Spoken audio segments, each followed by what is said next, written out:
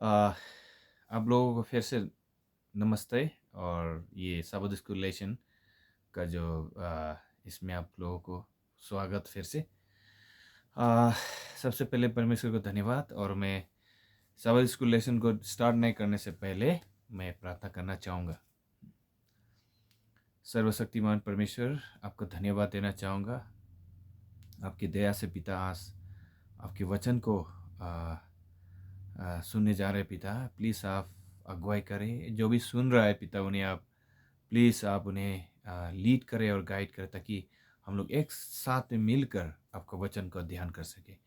क्योंकि ये विनती आपके लौता पुत्र यीशु मसीह के नाम से मांगते हैं, आमीन। तो आज का जो हम लोग का जो शब्द स्कूल लेसन लेसन 2 है। आ, और ये शब्द स्कूल लेसन जो है बहुत ही ज़रूरी सब्जेक्ट है, जो हम लोग को सीखना बहुत ज़रूरी है। तो अभी इस समय मैं शब्द स्कूल लेसन का जो टॉपिक में बोलना चाहूँगा, इसमें लिखा है a moment of destiny. The moment of destiny, a moment of destiny बोलता है। अभी हम लोग इसको हिंदी में पढ़ने से नियति का एक छत्र छन्न बोल के बोला है इसमें।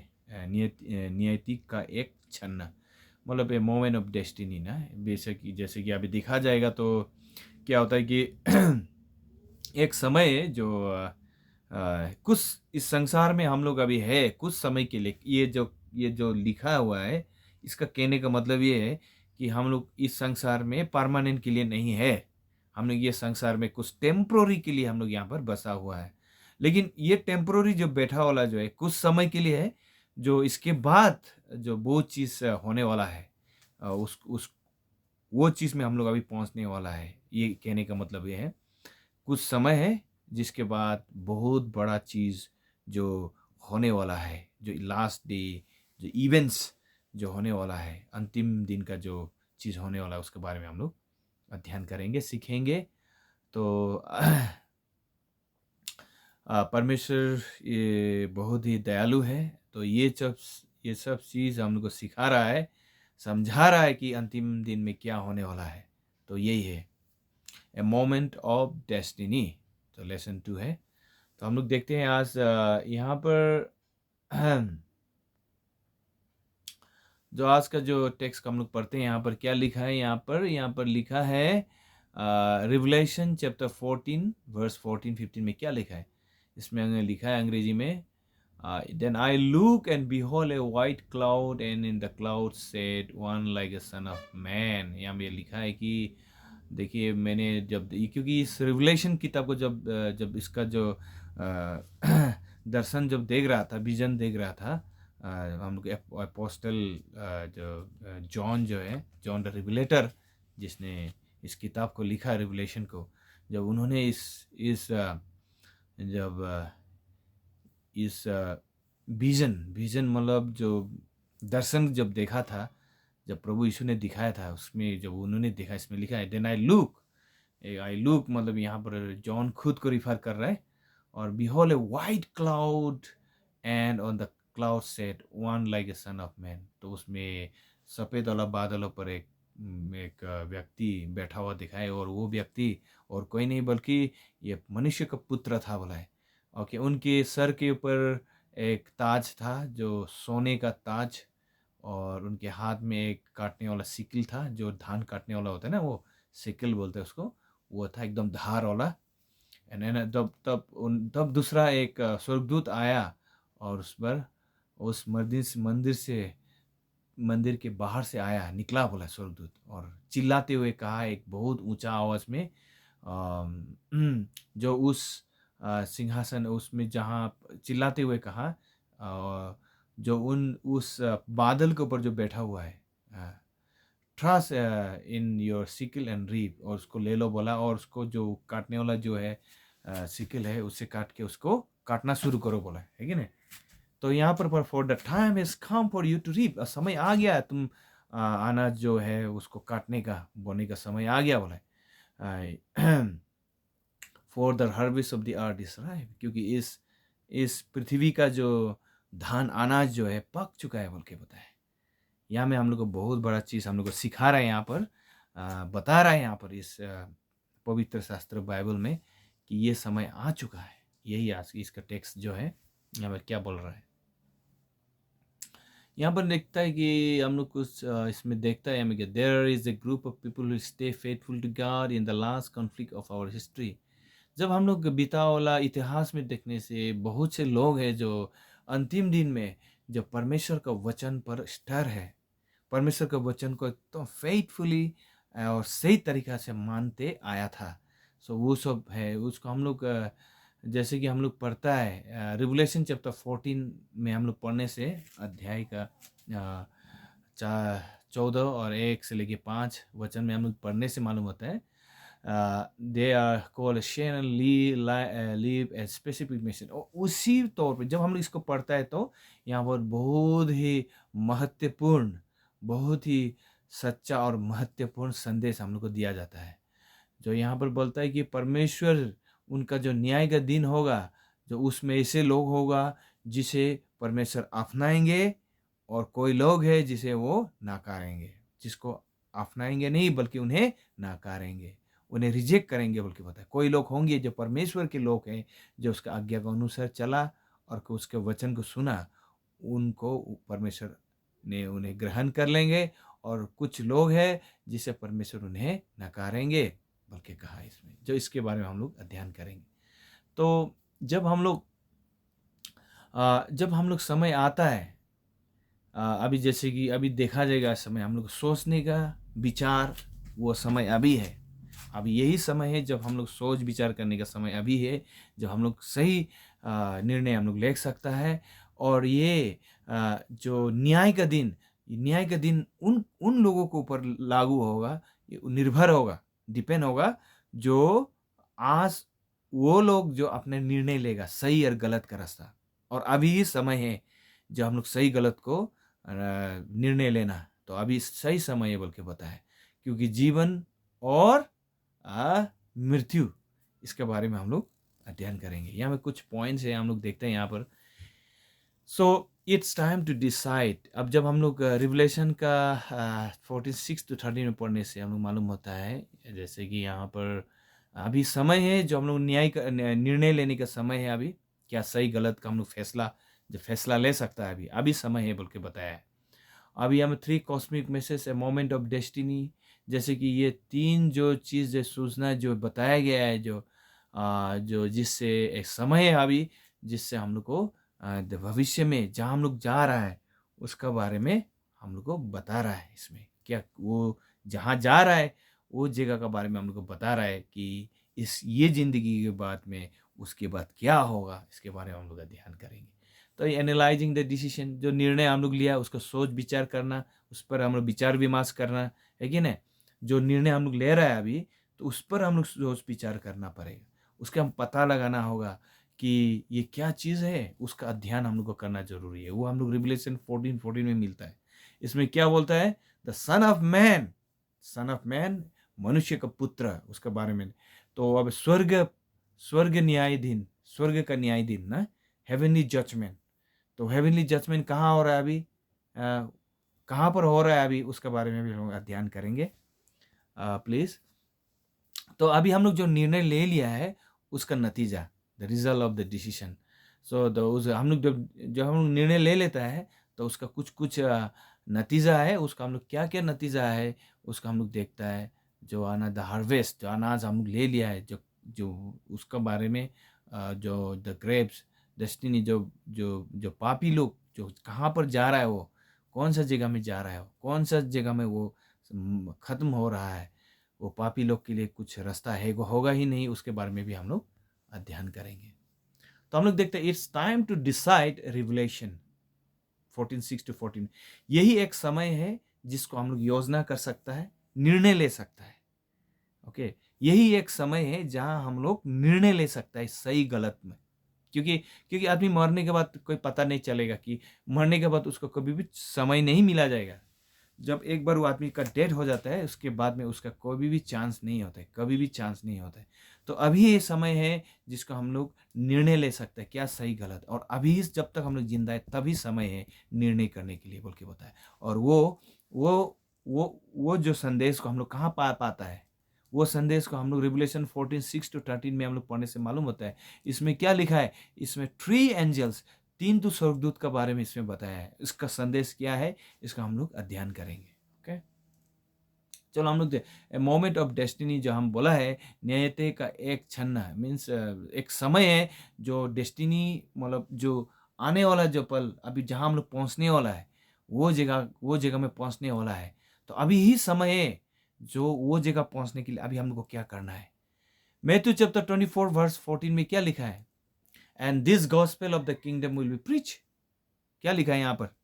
क्योंकि ये जो गॉस्पेल जो है, ये सुसमाचार जो है, जो परमेश्वर ने दिया है, ये जो है, ये स्वर्ग के राज्य में प्रवेश करने वाला ये जो गॉस्पेल जो है, ये सुसमाचार जो है, ये कहाँ पर? दुनिया का हर जगह में इसको प्रचार किया जाएगा बोल के बताया है। वो क्या है? परमेश्वर का जो वचन, परमेश्वर का जो वचन, जो बाइबल, जो हम लोग देखते हैं यहाँ पर जो अभी हम लोग सबके पास में है, ये जो बाइबल है, ये परमेश्वर का वचन है। और यही वचन को हम लोग लेकर दुनिया के कोने कोने में जाके प्रचार करता है और दूसरों को सुनाता है सुसमाचार।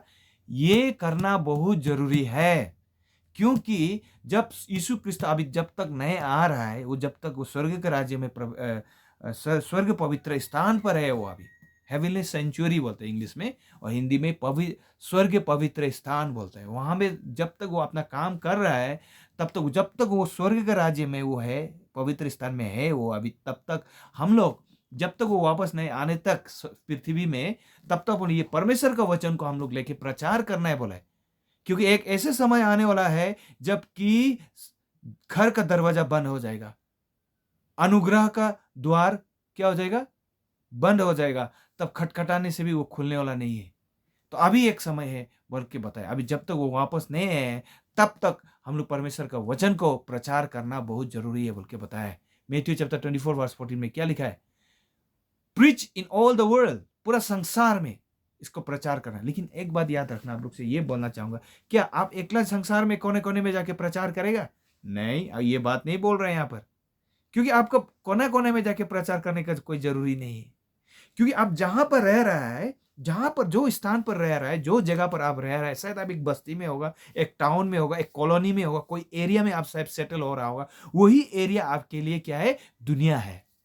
वही एरिया जहां आप बसा हुआ है, वो आपके लिए दुनिया है। वो जिम्मेदारी परमेश्वर ने आपको सौंपा गया है। क्योंकि हर किसी को, इंडिविजुअल को परमेश्वर ने क्या किया है? एक जिम्मेदारी सौंपा दिया है, सौंपा गया है। और वो जिम्मेदारी को हम लोग क्या करता है? कामयाब दिलाना है, क्योंकि परमेश्वर ने वो जिम्मेदारी दिया है। तो परमेश्वर ने कभी भी आपसे ये न्याय आपसे नहीं मांगेगा जो आप नहीं कर सकता है। जो आप नहीं कर सकता है, परमेश्वर आपसे नहीं मांगेगा। जैसे कि आप कहाँ है, जो आप पासीघाट में हो सकता है, ओयन में हो सकता है, जीरो में हो सकता है, कहीं भी हो सकता है। जो जगह में स्थापित है आप, जो कहाँ जहां पर आप काम कर रहे हैं, वही एरिया में आप गवाही दे सकता है परमेश्वर के लिए। एक दो वचन गवाही दे सकता है। परमेश्वर उसी का ही हिसाब मांगेगा। परमेश्वर आपको वो यूएसए, इंग्लैंड, दिल्ली, मुंबई का जो हिसाब आपसे नहीं मांगे, क्योंकि वहां पर भी परमेश्वर के लोग रह रहा है। वहां पर भी परमेश्वर के लोग बसा हुआ है। वहां पर भी परमेश्वर के सर्वेंट लोग है, क्योंकि वहां का काम करने ला परमेश्वर ने उन लोगों को काम सौंपा गया है। और उन लोगों से परमेश्वर उसका हिसाब किताब लिया जाएगा। क्योंकि परमेश्वर हर इंडिविजुअल को, हर किसी को उनके काम के मुताबिक उनके न्याय किया जाएगा। उसको पूछा जाएगा क्या काम कर रहा है। तो यही बात है। तो परमेश्वर जो आप नहीं कर सकते, परमेश्वर आपसे वो उम्मीद नहीं करेगा कि जो आप नहीं कर सकते। जो आप कर सकते हैं वही परमेश्वर आपसे उम्मीद किया जाएगा। तो यहां पर क्या लिखा है? As a witness to all nations and then the end will come, तभी अंतिम दिन वापस आएगा बोल के बताया। जब तक आप प्रचार करके घर से बाहर नहीं निकल के एक दो आदमी को गवाही नहीं देगा ये सुसमाचार, परमेश्वर अभी नहीं आएगा। क्योंकि आपको गवाही देना बहुत जरूरी है। यही बात हम लोग को बताया है। ओके, परमेश्वर यीशु क्रिस्त ने पहले ही बोल चुका है, जो इस संसार पृथ्वी में जो बसा हुआ है वो सुन चुका है परमेश्वर का सुसमाचार को। और यही सुसमाचार को हम लोग प्रचार करना है जब तक यीशु क्रिस्त वापस नहीं आएगा। ओके, तो हम लोग को ये याद रखना चाहिए बोल के बताया है। तो यहाँ पर बता everyone will have to choose between the false teaching of Babylon और truth that the faithful remnant will keep. देखिए, हर कोई लोग को सही और गलत को परखना होगा। मेरे कहने का मतलब यहाँ ये टीचिंग जो है, हर कई लोग को सही गलत को परखना होगा, क्योंकि बहुत से लोग जो है कि गलत शिक्षा सिखाने वाला भी है परमेश्वर के वचन को। परमेश्वर के वचन को, वही वचन को वो गलत इस्तेमाल, गलत तरीका से समझा कर सिखाया हुआ है। तो हम लोग को क्या करना है? हम लोग उससे सतर्क रहना चाहिए, हम लोग उससे सावधान रहना चाहिए, क्योंकि यहाँ पर बताया कि फॉल्स टीचिंग ऑफ बेबीलोन और the truth that the faithful remnant will keep.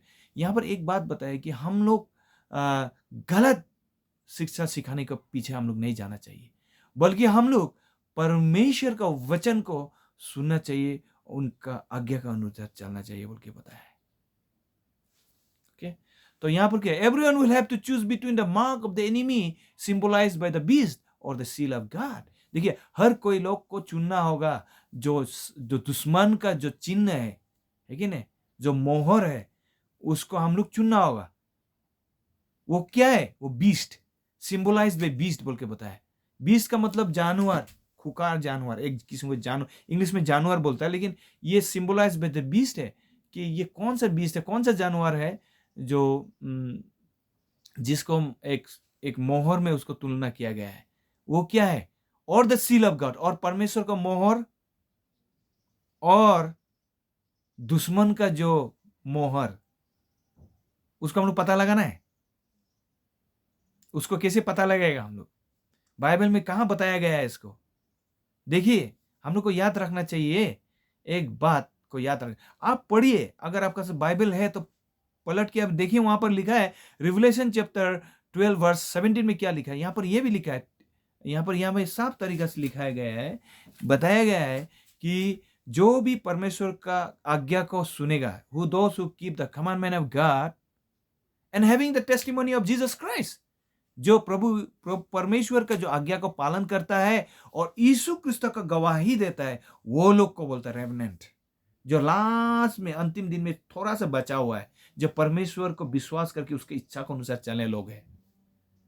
ना वो किसी की और के बेकाबू में जाता है और ना किसी की बात सुनता है, बल्कि वो परमेश्वर के वचन को ही अध्ययन करता है, उनके अनुसार चलता है, और उसमें, उस वचन में, उस आज्ञा में कोई भी चीज से वो समझौता नहीं करता है, बल्कि वो परमेश्वर के वचन में ही स्थिर रहता है और चिपका हुआ है, और वही वचन को अध्ययन करता है। वही लोग परमेश्वर के राज्य में प्रवेश होगा। यहाँ पर ये बताया। सो ये जानना चाहिए, यहाँ में परमेश्वर का शैतान का मतलब दुश्मन शैतान को दर्शाता है। दुश्मन जो है क्या है? जो क्या बोलता है? जो मार्क, जो अभी हम लोग देखते हैं, देखिए आप देखिए, ये मार्क कौन हो सकता है? जो परमेश्वर का आज्ञा को, और यहाँ पर और सील ऑफ गॉड, ये सील ऑफ गॉड, ये एक ऐसी चीज, चिन्ह, मोहर नहीं है जो, जबकि हम लोग इस निंद्रा इधर फोरहेड में हम लोग दिखाई नहीं देते उनको, इसमें लिखा है, बोलते ऐसे कुछ नहीं है। यहाँ पर क्लियर लिखा है कि परमेश्वर का आज्ञा को कौन सुनता है और कौन नहीं सुनता है, उसको मालूम चलेगा, क्योंकि सील ऑफ गॉड, परमेश्वर का मोहर क्या है? साबात डे है, वर्शिप डे, राइट। और अभी हम लोग एनिमी का मोहर बोलने से क्या, जो परमेश्वर का आज्ञा को विरुद्ध में है, जो वो लोग हैं। हम ये नहीं बोलते कि जितने भी संडे वर्शिपर लोग हैं, प्रेसबिटेरियन है, कैथोलिक है, जितना प्रोटेस्टेंट, उनको हम नहीं बोल रहे कि वो लोग नरक में जाएगा, हम ये नहीं बोल रहे। लेकिन हम ये बात बोल रहे कि हम ये बात बोलना चाहेगा कि जो तरीका से मान रहा है, जो दिन मान रहा है, वो गलत दिन है, लेकिन जो वहां पर परमेश्वर को मान रहा है, वो लोग मालूम नहीं होकर मान रहा है, वहां पर भी परमेश्वर के लोग हैं, वहां पर भी है जो ईश्वर को भक्ति लोग, ईश्वर को मानने लोग। सवाल यह है कि उन लोगों के ऊपर ज्ञान नहीं है, जो बाइबल को अध्ययन सही तरीका से मालूम नहीं चल रहा है, लेकिन वो लोग भी बाद में परमेश्वर का चरण में आएगा। इसी के लिए परमेश्वर से चाहता है कि ये वचन को फैलाए, कोने कोने में जाके प्रचार करे, ताकि वो लोग भी किरण में आ सके, सच्चाई को जान सके, उसके लिए। इसलिए परमेश्वर ने इतना समय रुक रहा है, इतना समय एक्सटेंड किया गया है, इतना समय रुक रहा है कि ताकि वो लोग हम लोग का वचन में, परमेश्वर का आज्ञा में शामिल हो सके। ओके, इसको हमें याद रखना चाहिए। When should we make our decision? कब को हम लोग, कौन सा समय को हम लोग ये जो निर्णय लेता है, जो डिसीजन लेता है, कब को बनाना चाहिए। नाउ इज द टाइम, क्या लिखा है, अभी है समय, अभी देरी नहीं होगा, क्योंकि परमेश्वर जल्दी आने वाला है। आप सोचिए, मैं उम्र 40 ईयर्स एबव हो गया, अभी तो हाफ सेंचुरी पहुंच गया। जब तक हम जिंदा है मेरा प्रोविजन ओपन है। जब हम मर गया तो क्या था, मेरा जो प्रोविजन क्लोज हो गया, हमको चांस मिलेगा भी नहीं मरने के बाद। जब तक जिंदा है यही एक समय है जब हम पश्चाताप कर सकता है, रिपेंट कर सकता है, प्रभु का चरण में आ सकता है। यही एक समय है, और ये समय को अगर हम लोग गुजार दिया, अगर हम लोग इसको इस्तेमाल नहीं किया सही तरीका से, तो हम लोग आनंद जीवन के लिए हम लोग खोएंगे अपना आनंद जीवन को। ये बात है। और final destiny will depend on what we choose today. देखिए यहाँ पे वही बात बोला है, अब हम लोग का जो अंतिम जो समय जहाँ हम लोग पहुँचना चाहिए, जहाँ हम लोग को मिशन है, ये किस पर निर्धारित है? ये हम लोगों की विचार, सोच विचार और निर्णय लेने वाला का ऊपर में निर्धारित है, डिपेंड है। ओके, ये हमको याद रखना चाहिए। हम लोग अभी देखते हैं एनालाइजिंग द डिसीजन। जो अभी हम लोग जो निर्णय ले लिया है उसको और गौर तरीका से, सही तरीका से और गहराई से हम उसको पता लगाना है कि ये क्या गलत है क्या सही है, इसको हम लोग पता लगाना है। चलो हम लोग देखते हैं रिवलेशन चैप्टर 14 वर्स 14। आप लोग के पास बाइबल है तो प्लीज पलटिए मेरे साथ में, पेज को, पन्ना खोलिए, बाइबल खोलिए और देखिए वहां पर क्या लिखा है। यहाँ पर रिवलेशन चैप्टर 14 वर्स 14, रिवलेशन अध्याय 14 में उसमें खोलिए, वहां पर देखा जाएगा वहां में लिखा है, क्या लिखा है। चलो देखते हैं। द सन ऑफ मैन, मनुष्य के पुत्र बोला, ये कोई और नहीं बल्कि यीशु क्रिस्ट। यहाँ पर क्या लगी, मैथ्यू चैप्टर 16 वर्स 27 में क्या लिखा है। आप प्लीज बाइबल है तो बाइबल को खोलिए और देखिए वहां पर, for the son of man will come in the glory of his father. देखिए, मनुष्य के पुत्र पिता के पास महिमा के साथ आएंगे बोला है, और अपने स्वर्गदूतों के साथ आएंगे बोला है। जो उनके पास में जो इनाम है, जो जिस तरीका से हम लोग काम कर रहा है, उन काम करने का तरीका और उसका मुताबिक से हमको इनाम दिया जाएगा बोल के बताया है। जो काम हम लोग करते हैं ना, उनके आधार पर, उनके निर्धारित पर हम लोग क्या करेगा, हम लोग को इनाम दिया जाएगा बोलता है, क्योंकि उनके हाथ में इनाम है, रिवॉर्ड। ओके, जब वो यीशु क्रिस्त आएंगे महिमा के साथ, शक्ति के साथ और पिता के साथ, और उसके पिता के महिमा के साथ में वो आएंगे, और साथ में स्वर्गदूत के साथ आएंगे, और हम लोग को इनाम देने के लिए, रिवॉर्ड देने के लिए, जिस तरीका से हम लोग काम किए, उस काम करने का तरीका, उसका मुताबिक से हम लोग को क्या करेगा बोला है, इनाम दिया जाएगा बोल के हम लोग को बताया है। ये हम लोग को याद रखना चाहिए। ओके, तो यहाँ पर देखता है, Jesus emphasizes human nature by using the experience. देखो, यीशु क्रिस्त भी जब इस संसार में जब था, उन्हें एक व्यक्ति होकर, एक इंसान के रूप में था। उस रूप में रहते हुए जितने अनुभव उनके जीवन में था, वो इन अनुभव से उन्होंने क्या किया है, उन्होंने हम लोगों को बताया है, समझाया है। एक मनुष्य होकर, एक हड्डी मांस और खून में होते हुए उन्होंने ये अनुभव किया और ये बात को हम लोग को बताया। क्योंकि मनुष्य का पुत्र, when talking about the suffering and mission save everyone to save every. देखिए, जिस तरीका से उन्होंने इस पृथ्वी में जब था, संसार में, उन्होंने एक व्यक्ति, एक इंसान के रूप में था, इंसान की शरीर में था, तो जिस तरीका से उन्होंने झेला, दुख कष्ट पीड़ा को उन्होंने झेला, वो अनुभव उनके जीवन में था। उससे बढ़कर और कोई समझदार नहीं हो सकता, क्योंकि प्रभु यीशु खुद ही गया ना, दुख तकलीफ उठा के खुद ही चला गया था ना वो, क्योंकि वो खुद ही एक्सपीरियंस होकर चला गया था। इसीलिए उससे बढ़कर जानने वाला और कोई हो ही नहीं सकता है। तो he is the only the source of forgiveness of sin. यहाँ पर हम लोग बढ़ता है कि एंड सैल्वेशन, क्योंकि वही है जो हम लोग को पाप को क्षमा कर सकता है। वही है जो पाप क्षमा करने वाला भंडार, वही है। उसी से ही हम लोग का पाप को क्षमा किया जाएगा बोल के बताया, और उद्धार भी उसी की जरिए से ही हम लोग को मिलेगा। जब हम लोग एक्ट चैप्टर 4 वर्स 12 को पढ़ने से क्या लिखा है वहां पर लिखा है कि दुनिया की हर कोने में उद्धार पाने का रास्ता नहीं है बोला है, सिर्फ यीशु क्रिस्त। यीशु क्रिस्त के जरिए से ही उद्धार का मार्ग हम लोग जा सकते हैं, और कोई रास्ता नहीं है। यीशु क्रिस्त ही एक द्वार है, उनके जरिए से हम लोग स्वर्ग के राज्य में हम लोग क्या हो सकता है, प्रवेश हो सकता है। वही एक मार्ग है बताया। तो हम लोग देखते हैं Jesus walk on this earth as a man. जब हम लोग वो जब इस पृथ्वी में था, यीशु क्रिस्त एक इंसान की तरह उन्होंने रहा और चला और साथ में रहा हम लोगों के बीच। ही हील द सिक, उन्होंने जो बीमार था उनको चंगा किया। He was tempted as we are, वो टेम्पटेशन से होकर आया। जिस तरीका से आज हम लोग टेम्पटेशन हो रहा है, जितना से आकर्षित चीज से हम लोग होकर आ रहा है, तो वो झेल झेल चुका है वो। And he went through same trials, वो दुख कष्ट पी रहा जो अभी हम लोग झेल के जा रहा है, वो उन्होंने झेल चुका है वो। और उससे बढ़कर कोई नहीं जान सकता है मेरा कष्ट पीड़ा को, समझदार ज्यादा समझ सकता है वो बोल के यहाँ पर बताया है। तो we can be sure that he understand us. हम लोग नीचे करते हैं कि वो हम लोग का दुख कष्ट पीड़ा का समझेगा वो, उससे बढ़कर कोई नहीं होगा, वही समझेगा। ही इज क्वालिफाइड टू जज आवर डिसीजन। हम लोग को निर्णय लेने वाला को भी क्या करता है, उनका न्याय करने वाला भी वही है।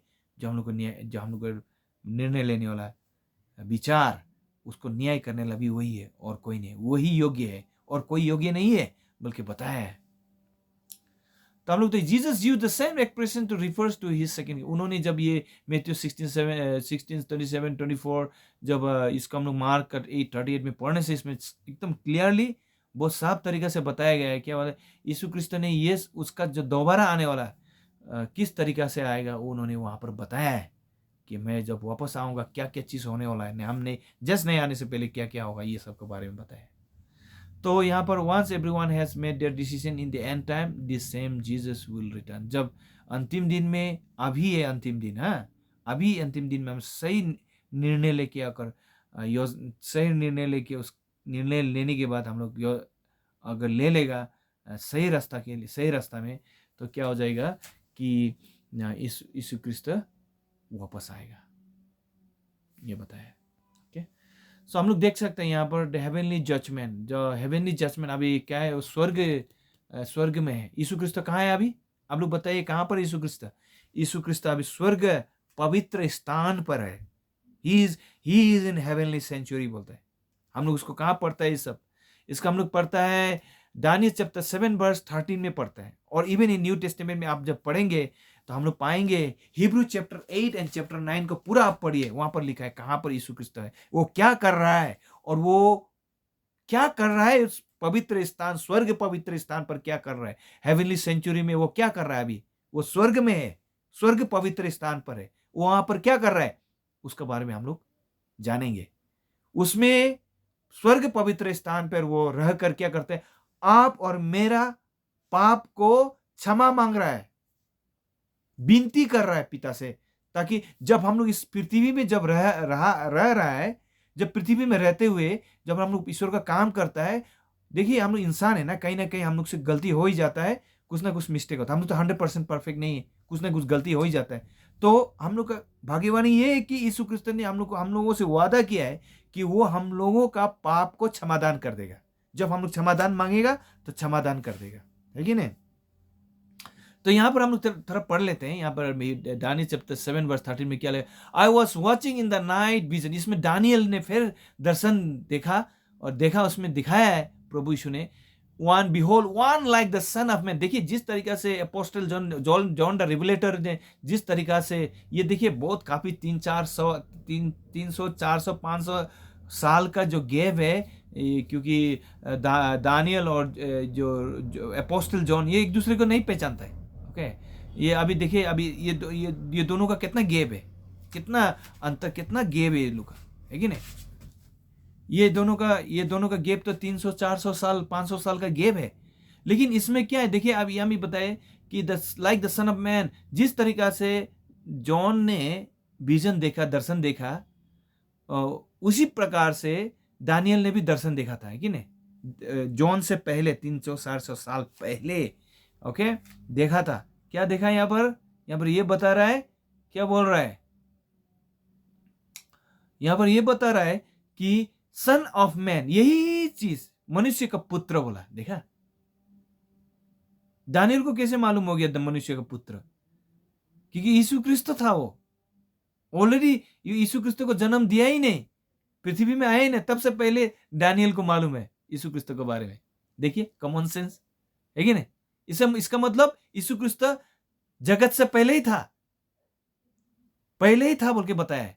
तो यहाँ पर यहाँ में दानियल विजन को नहीं देख रहा है, यहाँ पर दर्शन नहीं देख रहा है। और यहाँ पर जॉन द रिवलेटर दर्शन को नहीं देख रहा है, बल्कि यहाँ पर कौन दर्शन को देख रहा है?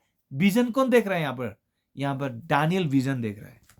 और यहाँ पर बता रहा है, देखिए, son of man coming with the clouds of haven. देखिए, स्वर्ग से उतरते हुए देखा बोला बादलों पर। He came to ancient of days and they brought him near before him. पिता परमेश्वर उनके सामने देखा, उनके सामने पर देखा सिंहासन, जब सामने उनकी बाजू पर दिखाई दिया बोला।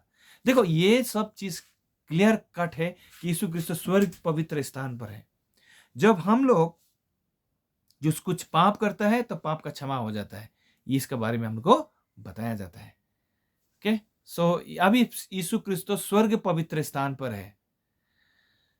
John saw Jesus seated on a cloud with a sickle in his hand waiting for the order to go. यहाँ पर जॉन देखता है कि यीशु क्रिस्त एक बादलों पर बैठा हुआ है, चमकता हुआ, और उनके हाथ में क्या है? सिकल है, जो धान को काटने वाला है ना, उस सिकल उनके हाथ में पकड़ा हुआ है और रुक रहा है और वहां पर ऑर्डर दे रहा है, जाओ अभी जाके काटना है, अब धान पाक चुका है बोलते।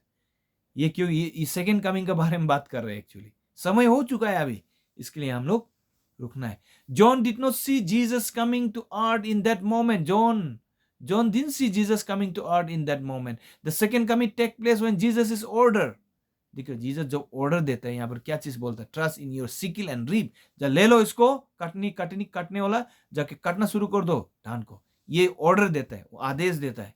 जॉन ने देखा तब, जब देख रहा था।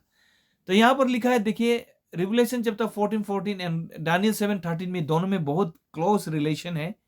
क्योंकि रिवलेशन जो है 300-400 साल के बाद में लिखा है, दानियल के बाद ये सब दर्शन दिखा। लेकिन ये दोनों में एक बहुत बड़ा संबंध है।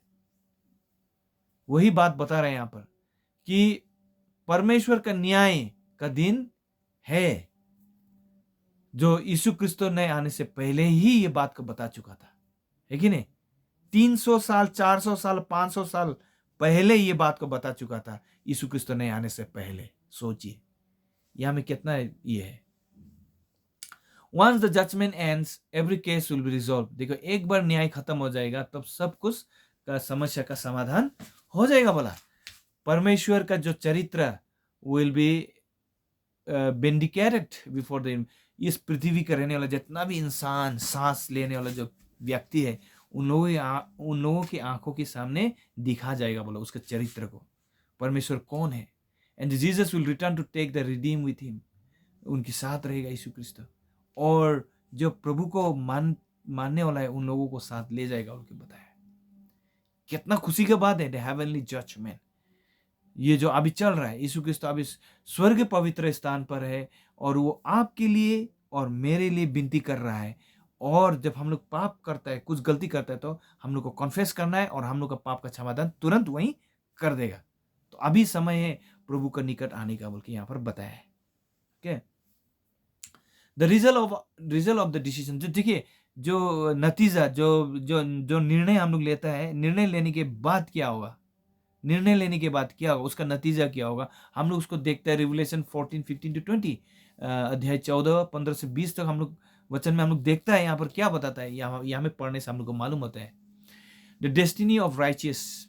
जो धार्मिक लोग हैं, उन लोगों का जगह, जहां पर उन लोगों को पहुंचना है, जहां तक उन लोगों को जाना है, वो जगह वो कहां पर है।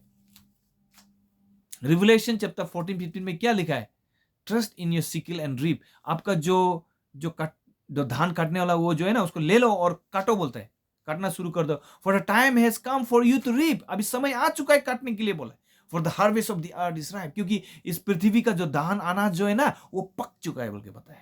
पक चुका है, समय आ चुका है, अभी समय हो चुका है। इसके लिए आप काटने का समय में काटना है, बोने का समय में बोना है, लगाने का समय में लगाना है, साफ करने का समय साफ करता है। आप देखिए, सोचिए, अभी अभी अभी सोचिए, मेरे भाइयों बहनों और मेरे माता और पिता लोग जितने भी सुन रहे हैं, सुनिए। अभी क्या होता है कि ये कहने का मतलब क्या है कि देखिए, धान कब को उगता है, धान का सीजन कब को होता है? बारिश का समय ना, समर ऑफ सीजन अभी आ गया है। अभी शायद हाल जोतेगा, राइट? क्या बोलते हैं, गाय लेके जोतना शुरू, ट्रैक्टर से जोतना शुरू हो रहा है। अभी जोतने का समय है कि नहीं?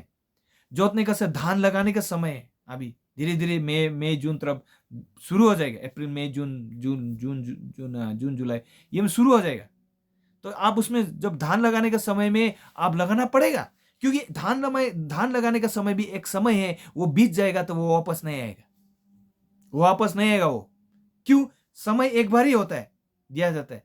तो वो समय में अगर आप धान नहीं लगाएगा, हाल नहीं जोतेगा, अगर धान नहीं लगाएगा तो आपको दूसरा समय, आपको समय नहीं मिलेगा फिर से, क्योंकि वही समय जब धान लगाने का समय है, उगाने का समय है। लेकिन वो समय चला गया, एक बार बीत गया तो आपको समय नहीं मिलेगा फिर से। तो अभी वो समय है, अभी है प्रचार करना, परमेश्वर का गवाही देना, इसका मतलब अनाज लगाना, जाके प्रचार करना, मतलब बीजन है ना, बीजन को फेंकना और प्रचार करना, बाइबल स्टडी ना, परमेश्वर का गवाही देना। इसका मतलब वो धान को उठा के कोती आदि में बोलते हैं, अरुणाचली में कोती बोलते हैं, कोती को उखाड़ता है, वो पौधा को निकालता है वो धान का, इसके बाद लगाता है, बोला है सॉरी, धान को लगाता। धान लगाना मतलब क्या है? प्रचार करना, गवाही देना, काम करना। धान नहीं काटने से पहले धान लगाना पड़ता है। जो धान अभी नहीं लगाएगा वो धान कैसे पकेगा बाद में, अक्टूबर नवंबर को? तो इसीलिए अभी धान को लगाना पड़ता है। अभी धान लगाने का समय है। ये धान लगाने के समय में अगर हम सोता रहेगा तो हम ये समय बीत गया तो हम लोग धान लगाने का समय भी नहीं मिलेगा, बाद में पानी भी बंद हो जाएगा, है कि नहीं? तो अभी समय है, अभी नहीं सोना है, बोला है।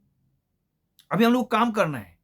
अभी हम लोग को काम करना, धान लगाना है और हम लोग को क्या करना, बीज को डालना है, धान लगाना है, खेती में अभी काम करना है, क्योंकि अभी परिश्रम का समय है। ये समय एक बार बीत गया तो समय फिर से वापस नहीं मिलेगा, बोल के हम लोग को बताया है। इसका हम लोग को याद रखना है। तो अभी तो समय बीतता गया, काम करके खत्म, काम करने का खत्म होने के बाद में, तो इसके बाद अक्टूबर नवंबर तरफ में क्या होता है? धान काटने का समय है। आपसे मैं ये सवाल पूछूंगा कि एक बार आप अक्टूबर नवंबर में अगर आप धान लगाने का समय आप धान नहीं लगाया, सोता रहा, अक्टूबर का समय में आप जाग गया हाँ बोल के, जब आदमी धान काट रहा होता है आप उसमें पश्चाताप करेगा, हैं? अरे देखा तो आदमी लोग आएंगे आपके पास, अरे भाई जी आपने तो धान नहीं लगाया क्या? पूछेगा तो आप क्या, नहीं मैं तो सो रहा था, तो अभी मैं धान लगाऊंगा बोलेगा। तो अभी धान लगाने का समय है अक्टूबर नवंबर। अक्टूबर नवंबर जो धान लगाने का समय नहीं है, पानी भी नहीं होगा उस टाइम में, ड्राई डे होगा, ड्राई सीजन होगा। उसमें कहां से आप पानी मिलेगा? वो समय भी नहीं है, आपका समय चला गया, प्रोविजन क्लोज। तो अब क्या होगा उसमें, आप धान लगाने करेगा तो आदमी लोग हंसेगा आपसे, अरे ये क्या आदमी, पागल आदमी, अभी धान लगाने करते, वो धान काटने का समय में धान लगाने के लिए करते। ऐसे ही समय आने वाला है। अभी समय प्रचार करना, अभी काम करना है, अभी परिश्रम करना है, लेकिन उसका अनाज को हम लोग बाद में मिलेगा अक्टूबर नवंबर दिसंबर को, धान काटने का समय। यीशु क्रिस्त जल्दी आने वाला है, उसको नहीं आने से पहले हम लोग प्रचार करना, धान लगाना, ये बहुत जरूरी है बोल के हम लोग को बताया। इस ये बात को हम लोग रिवलेशन चैप्टर 14 वर्स 15 में हम लोग को समझाता है, मतलब एक उदाहरण दिखा रहा है कि मतलब ऐसे ही प्रभु यीशु का आने का दिन भी ऐसे ही होगा बोल के बताया। Okay, Before the harvest, Jesus changed his crown of thorn and a golden crown, and that is not the king crown, but the victor crown. तो हम लोग Jesus will reap the harvest, give us the victor crown. How can we victorize? ये सब हम बता दिया है। Grain must have grown and ripe in order to harvest. We must also transform the holiness every day by the Him loved us and overcome. So देखिए हम लोग खुद ब खुद क्या होता है कि हम खुद को धार्मिक नहीं हो सकता है, सबका सब पापी है, कि आप हम सब पापी है। बात यह है कि हम लोग पश्चाताप करना है, प्रभु का निकट आना है, उनके ऊपर भरोसा करना है, उनके ऊपर समर्पित होना है हर चीज़ को। प्रभु हम लोग को क्या करेगा? प्रभु हम लोग को दिन प्रतिदिन हम लोग को क्या ताकत देगा, ताकि हम लोग स्ट्रांग होगा, हम लोग सही होगा और उसके वचन के अनुसार चल सके। पवित्र आत्मा हमको साथ में देगा बोल के बताए। तो यही है, तो डेस्टिनी ऑफ द विकेट, ये खराब जो पापी लोग का जो डेस्टिनी कहाँ पर है, इसका हम लोग देखना है। पापी लोग का जो डेस्टिनी है वो कहाँ पर सीमित है, इसको हम लोग देखना पड़ेगा। यहाँ में क्या है destiny of the wicket? trace in the shrub sickle and gather cluster of the vein of the earth, for our grapes are fully ripe. यहाँ में क्या बताया है? यहाँ में बताया कि righteous the harvest, जो धार्मिक जो है वो क्या है? वो हार्वेस्ट है. ग्रो इन होलीनेस, वो एकदम अनाज एकदम निकलता है. जो बीज को फेंकता है, बीज फेंकने के बाद वो मरता है, ठीक है ना? इस मरने के बाद वो उसमें अनाज ले आता है. किसी को सेक्रीफाइस करना पड़ता है खुद को. तो grow in holiness and the wicked the grapes grow in wickedness, ठीक है ना? पूरा निकलते ग्रेप्स. क्या है उसमें? क्या तुलना किया है अंगूर लोग? उसको एक विकेट, एक पापी में तुलना किया गया है. ओके, सो हम लोग यहाँ पर देखता है rejecting God's will result in wickedness. परमेश्वर का इच्छा को नकारता है, रिजेक्ट करता है. वो क्या है? वो है पापी लोग है. और हम लोग उसको देखता है, ठीक है ना? Once everyone has made their decision by end of the end time, they will be either sanctified or reject according to their decision. तो हम लोग का सोच विचार के अनुसार आधार पर क्या होगा? क्या होता है? सही गलत का हम लोग सोचना होगा, विचार करना होगा. ओके, तो उसमें ही हम लोग का सही गलत से मालूम चल जाएगा कि कौन सा रास्ता में हम लोग को जाना चाहिए और कौन सा रास्ता में नहीं जाना चाहिए. और यही चीज हम लोग को अंतिम घड़ी में ले जाएगा. बोला है ये सोच विचार सही और गलत को हम सही तरीका से हम लोग इस्तेमाल करना है, ये बात का बताया. ओके, देखिए आप, ये the contrast between the righteous and the wicked will be impressive and obvious. देखिए हम लोग देखते हैं अभी, देखिए सही और गलत और धार्मिक और पापी का बीच के दोनों का जो दोनों बहुत अलग अलग है, दोनों का अपोजिट है. वो तो हम लोग देखने से बहुत अलग चीज़ है इसमें. इस वचन में हम लोग देखते हैं इसमें एक चरित्र है जिससे मालूम चलता है कि हम लोग को कौन सा ये निर्णय लेना चाहिए. और हम लोग का निर्णय, अंतिम निर्णय क्या होता है? वही हम लोग को दिन प्रतिदिन चलने का योग्य बनाएगा. दिन प्रतिदिन सही रास्ता में जाने से बोल के बताया. ओके, सो एनीवे, अभी हम लोग ये एलन जी वाइट का लास्ट राइटिंग में क्या लिखा है यहाँ पर हम लोग देखता है रिव्यू एंड हेरल्ड में. The Bible will be open from the house to house. देखिए बाइबल, पवित्र शास्त्र बाइबल से कोई भी बहाना नहीं होगा, क्योंकि हर घर घर में जाएंगे, हर घर घर में प्रचार होगा. दुनिया के हर कोने कोने तक परमेश्वर के वचन को जानेगा बोल के बताया. ऐसे कोई नहीं होगा संसार में जो बोलेगा हाँ प्रभु हम बाइबल मालूम नहीं था, ऐसे बोलने नहीं होगा. हर आदमी लोग जानेगा, घर घर में खोला जाएगा बोला है बाइबल. और man and women will find access to this वॉम. और हर मैन एंड वोमेन और मर्द और स्त्री, पुरुष लोग, हर लोग ये समय मिलेगा बोलता है हर घर में जाने का. And mind will be open to receive the word. और ये दिमाग खोला जाएगा परमेश्वर को वचन को मिलने के लिए बोल के बताया. And the crisis comes, many will prepare to make right decision even in the face of the formidable difficult that will be brought about through the deceptive miracles of Satan. देखिए अभी इसमें हम लोग को योजना बनाना पड़ेगा और इसमें निर्णय बनाना पड़ेगा, निर्णय लेना पड़ेगा सही गलत का बारे में. क्योंकि अंतिम घड़ी में शैतान काम करेगा, बहुत बड़ा बड़ा चमत्कार काम करेगा जिससे हम लोग को ठोकेगा, चीटिंग करेगा हम लोगों को. लेकिन उसको हम लोग को पहचानना है किसमें? परमेश्वर को वचन के जरिया से बोला है. ओके, विश्वास रखना पड़ेगा और सही चीज में रखना पड़ेगा. परमेश्वर का वचन वो बाइबल में हम लोग तुलना करना पड़ेगा बताए. और वो क्या बोला है? वो we have to build our church on the rock. हम लोग का चर्च कहाँ है? हम लोग के हृदय में, हम लोग का तन मन में हृदय में है चर्च. वो मंडली चर्च जो है कहाँ है? तन मन में. और वो तन मन कहाँ पर आधारित होना पड़ेगा, मतलब डिपेंड होना पड़ेगा बाइबल में. सिर्फ कहाँ क्या लिखा है वहां पर? Who is the rock? We have to build. हम लोग को चर्च को एक चट्टान में बनाना है बोला है. ओके, अभी हम लोग देखने से कहाँ मिलता है इसको? मैथ्यू चैप्टर 16 वर्स 18 में ना मिलता है ना. We have to build the church on the rock. हम लोग को चर्च को एक चट्टान में बनाना है बोलता है. बालू में नहीं, जहां भाव आएगा उड़ा देगा, ऐसा में नहीं. यह भी बताए. बल्कि वो चट्टान कौन है? वो चट्टान कौन है? वो चट्टान 1 कोरिन्थियन चैप्टर 10 वर्स 4 में लिखा है. वो चट्टान वो यीशु क्रिस्ट है. वो कोई नहीं, यीशु क्रिस्ट है. यीशु क्रिस्त को हम लोग हृदय में, दिल में रखना है. एक ये बात है. Brother and sister, the Lord want to impart to us increased light. He desired that we shall have distinct revealing of His glory, that minister and people shall become strong in His strength. बोला है। देखिए मेरे भाई और बहनों, है कि नहीं, परमेश्वर चाहता है कि हम लोग उजला में रहें, ताकि दूसरा को भी परछाई मिले, उजला को मिले, वो चाहना है। और परमेश्वर चाहता है कि वो चीज़ उनका महिमा को दिखाएं। और जितने भी व्यक्ति लोग हैं, इंसान लोग हैं, हाँ, जितने उन लोगों को ताकत मिलेगा, उन लोगों को परमेश्वर का ताकत उसको दिया जाएगा, मिलेगा बोल के बताए। उनके ऊपर उनकी किरण में रहेगा तो प्रभु उनको ताकत देगा, आश्वासन देगा उनकी ज्योति में चलने के लिए। यही है यहाँ पर मेरा आज का शब्द स्कूल लेसन समाप्त होता है। आप लोगों को धन्यवाद। प्लीज़ आप लोग भी शब्द स्कूल लेसन को पढ़िए, और ये लेसन 2 है। और आप लोगों को सबको धन्यवाद। हैप्पी साबत आप लोगों को सबको।